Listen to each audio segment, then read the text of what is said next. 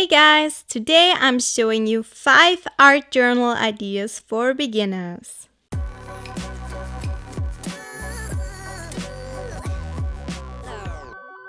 The first idea is to just paint a pattern. It could be just any kind of pattern that you want.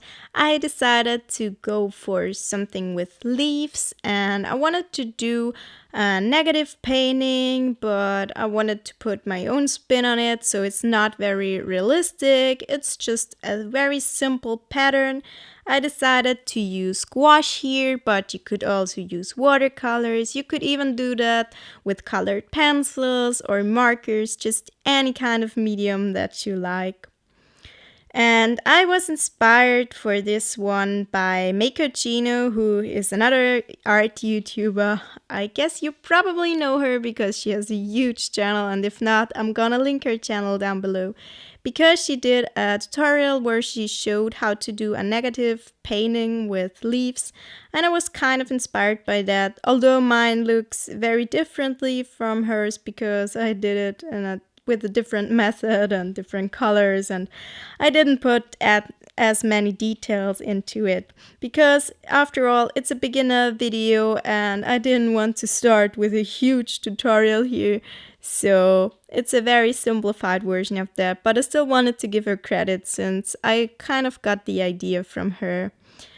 And yeah, I mixed those colors together because I didn't want a flat green, but you can just use any flat color if you want, or you could mix them together a little bit.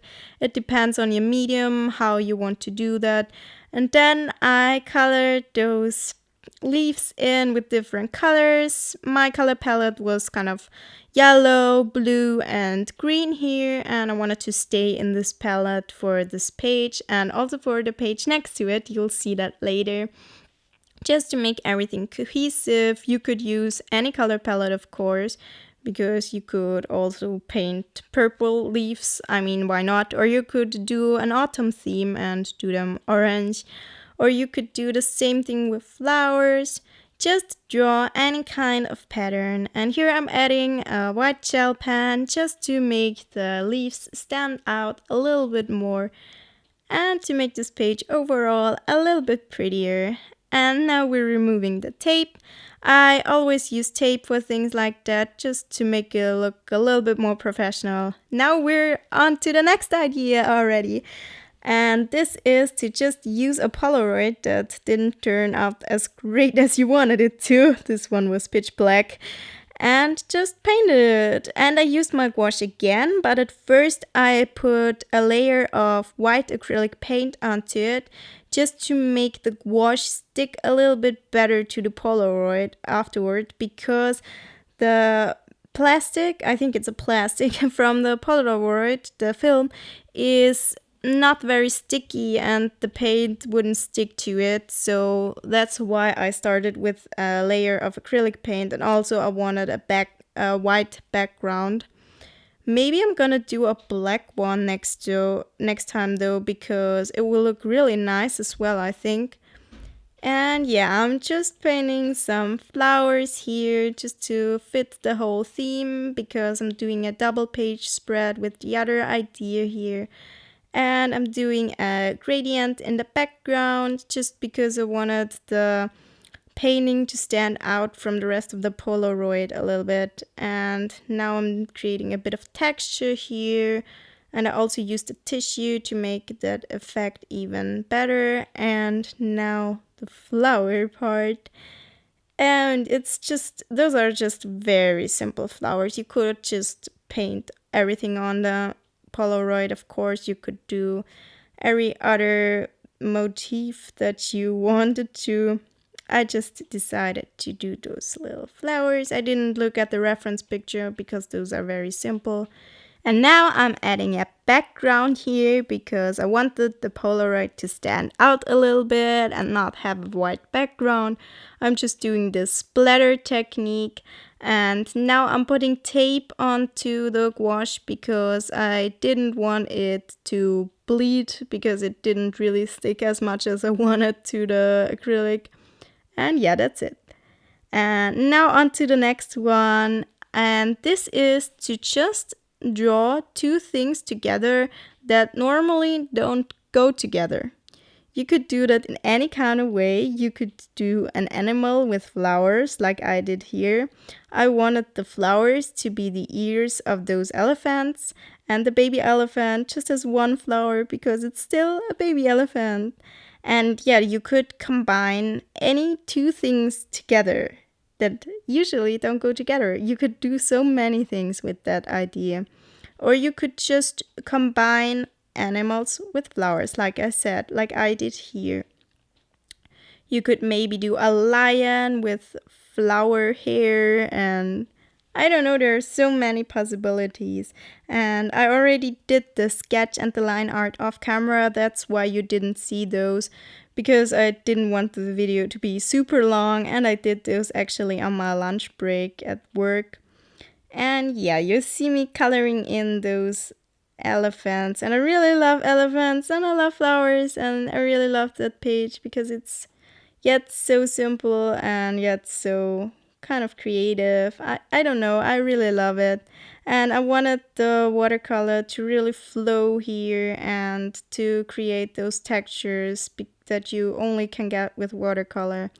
I really encourage you to buy some watercolor paper. It doesn't have to be the most expensive one, just if you don't have any, and to just try out watercolors. And you can also, like I have, buy a watercolor sketchbook. I use the one from Moleskine here simply because it's the only watercolor sketchbook that I've heard of, and now I have heard of many more, obviously, but at the time where I bought it, that was the only one that popped into my mind, so that's why I bought it. And I actually quite like it, and like you see, you can get those great textures. I'm gonna link it down below just in case you want to look it up, but you don't have to buy a watercolor sketchbook. You can just paint on a watercolor pad and then glue the watercolor piece into your sketchbook. I did that many times with other sketchbooks. It works great, and as long as you don't use watercolor on every piece, then your sketchbook will get very fat if you glue so many pieces in. And yeah, you could do this idea obviously without watercolor. I just encourage you to try out watercolor because I love it so much, but you don't have to use the exact same medium. You could use colored pencils, markers, whatever you have at home. So now we're done with this one. Let's move on to our next idea. And this is to do thumbnail sketches. Especially if you want to learn how to paint, this is a very, very cool idea because you can practice 4 or more pieces just at once. And I did this spread with 4 paintings at once, and you could do even more or also less if you want to. And I did landscapes here. You can do anything, but I wanted to improve my landscapes, and I did 4 really different styles here. The first one was a bit more illustrative, and this one has a lot of details, and it's basically just dots. This piece is just, I don't know, it has so many dots. I think that it's maybe a little bit too many, but I wanted to experiment with that, and yeah, I like it though. And now I'm using a very flat brush to make the next one because I wanted to make a very loose thumbnail, because those thumbnails tend to be very loose, just practicing or just putting an idea down where you want to do a finished piece of it afterwards.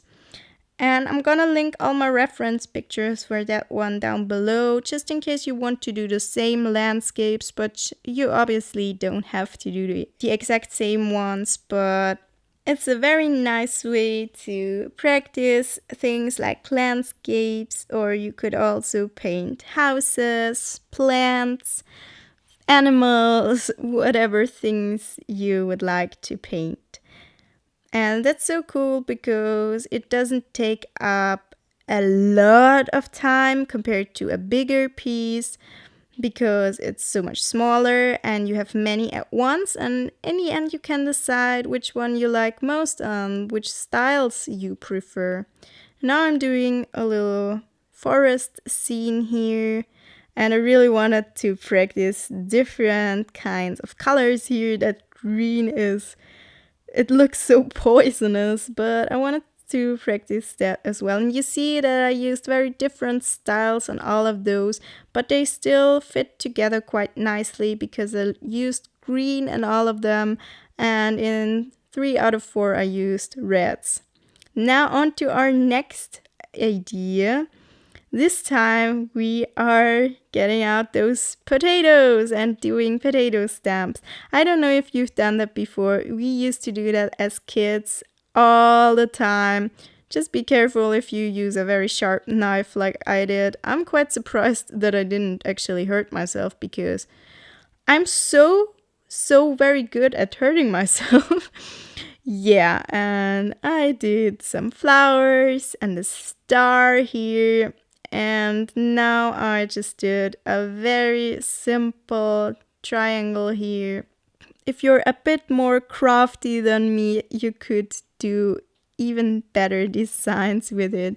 But I wanted to keep this simple, and that was actually the first time that I did it since I was a kid. So I wanted to be quite simple. And then I used acrylic paint and I painted the stamps, and then I just stamped it onto the paper. And I used tape again just to make the edges more pretty and just to make it a bit more kind of professional, although it isn't professional, but it looks a bit more clean. And then I glued some quotes onto the page because I thought that it looked a bit empty, and now it looks a bit more pretty, I think. And those stickers just didn't stick to the acrylic paint, that's why I had to use glue. But I really like the page now, and I love those colors. It was so simple, and those were some of the pages that we did here. I really hope you enjoyed this video, and if you did so, please consider giving it a thumbs up and subscribe to my channel. I wish you a very nice week, and until next time, goodbye!